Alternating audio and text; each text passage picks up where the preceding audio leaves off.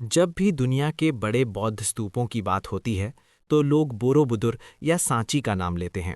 लेकिन बहुत कम लोग जानते हैं कि दुनिया का सबसे बड़ा बौद्ध स्तूप भारत में नहीं बल्कि बिहार में है। इस स्तूप का नाम है केसरिया स्तूप। केसरिया स्तूप बिहार के पूर्वी चंपारण जिले में स्थित है।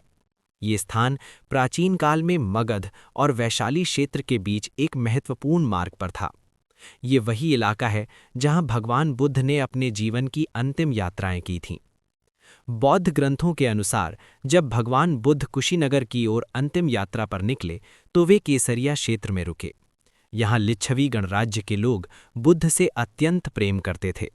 वे बुद्ध के साथ और आगे जाना चाहते थे, लेकिन बुद्ध ने उन्हें समझाया और स्मृति स्वरूप अपना भिक्षा पात्र यानी कटोरा यहीं उन्हें भेंट किया। इसी घटना की स्मृति में बाद में यहाँ एक विशाल स्तूप का निर्माण हुआ। ऐसा माना जाता है कि केसरिया स्तूप का प्रारंभिक निर्माण मौर्य काल में हुआ। बाद के समय में गुप्त काल और अन्य राजवंशों के दौरान इसका लगातार विस्तार किया गया। यही कारण है कि ये स्तूप परतों में बना हुआ है और इसकी ऊंचाई लगभग 104 फीट तक पहुंचती है। केसरिया स्तूप सिर्फ ऊंचाई में ही नहीं बल्कि व्यास और आयतन में भी सांची स्तूप से बड़ा माना जाता है। हालांकि ये पूरी तरह संरक्षित नहीं है, फिर भी इसके अवशेष इसे दुनिया का सबसे बड़ा बौद्ध स्तूप साबित करते हैं।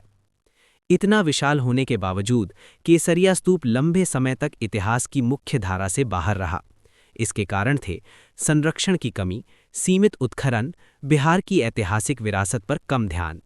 स्थानीय लोग इसे सदियों तक एक साधारण टीला समझते रहे। आज केसरिया स्तूप बिहार की बौद्ध विरासत का एक महत्वपूर्ण प्रतीक है। ये हमें याद दिलाता है कि बिहार केवल राजनीतिक इतिहास नहीं बल्कि बौद्ध दर्शन और शांति का केंद्र भी रहा है।